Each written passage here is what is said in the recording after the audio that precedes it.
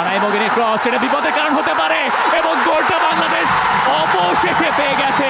সেই কাঙ্ক্ষিত গোল ম্যাচের নির্ধারিত সময়ের 11 মিনিট বাকি থাকতে।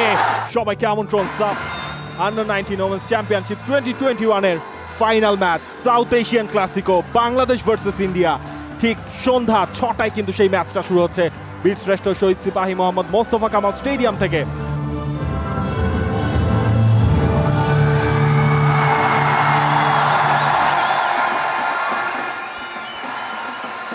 স্পোর্টস প্রেজেন্স সাফ আন্ডার-19 ওমেন্স চ্যাম্পিয়নশিপ 2021 এর final match Bangladesh versus India. এবং সিল্কি দেবীর জায়গায় আজকের ম্যাচে সুমাতি কুমারী, তিনি কিন্তু ক্যাপ্টেন্সির দায়িত্বটা পালন করবেন এই ম্যাচে। যারা ম্যাচ অফিসিয়াল রায়ান জানা, শ্রেষ্ঠ বিনা, সেই বাংলাদেশের স্টার্টিং লাইন আপটা রূপনা চাকমা, মারিয়া মান্দা, শামসুন নাহার সিনিয়র। ফরমেশনটায় তেমন কোনো পরিবর্তন নেই। Bangladesh through out the tournament 4-4-2 এই ফরমেশনে খেলেছে এবং ফাইনালেও ওই ফরমেশনটাই রেখেছেন। ইন্ডিয়ার starting 11: Anishka, Kritina, Purnima, Nirmala, Astam, Amisha, Santosh, Neetu, Sumati, Lindakom, Priyanka. Now let's get started. Grand finale, বয়স ভিত্তিক মেয়েদের আসরের ফাইনালে।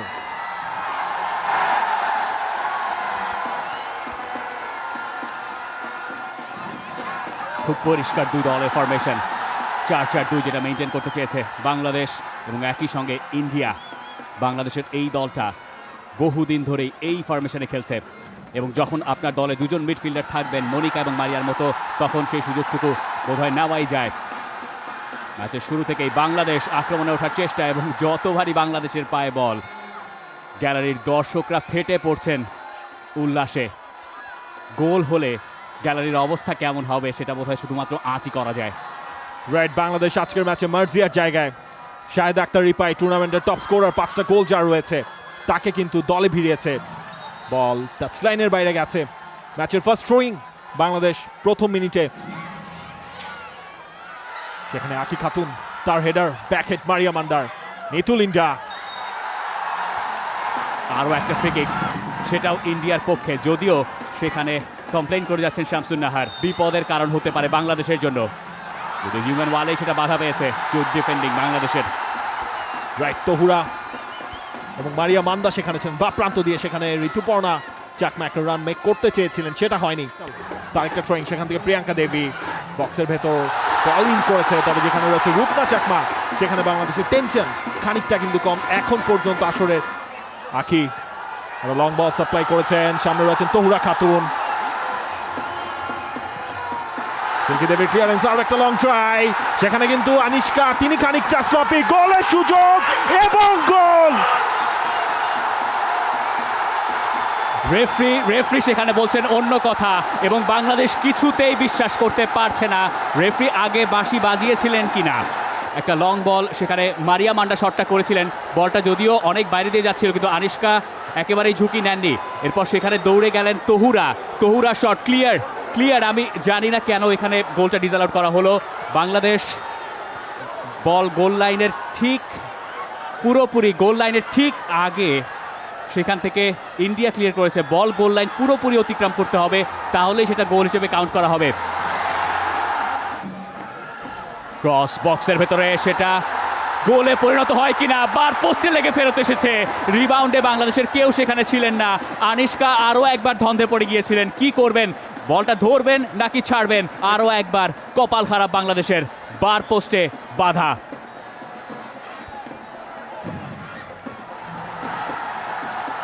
এখনো সুযোগ রয়েছে। শাহেদা আক্তার রিপা,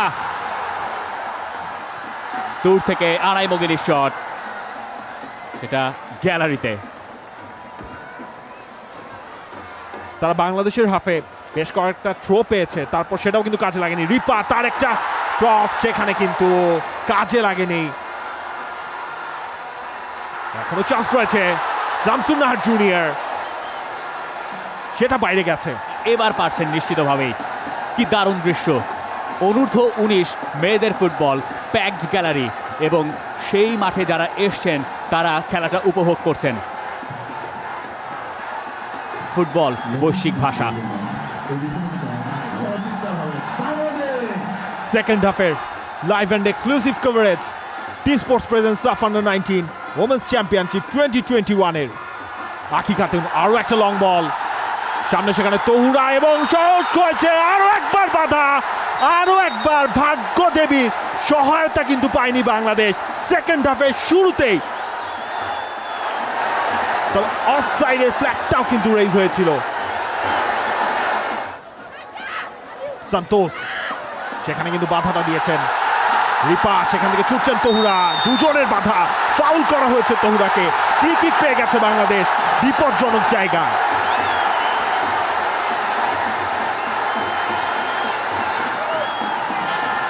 কে নেবেন ফ্রি কিকটা? মনিকা, হেডার হয় কিনা? হেডার হয়েছিল বটে, তবে সেটা বাইরে দিয়ে।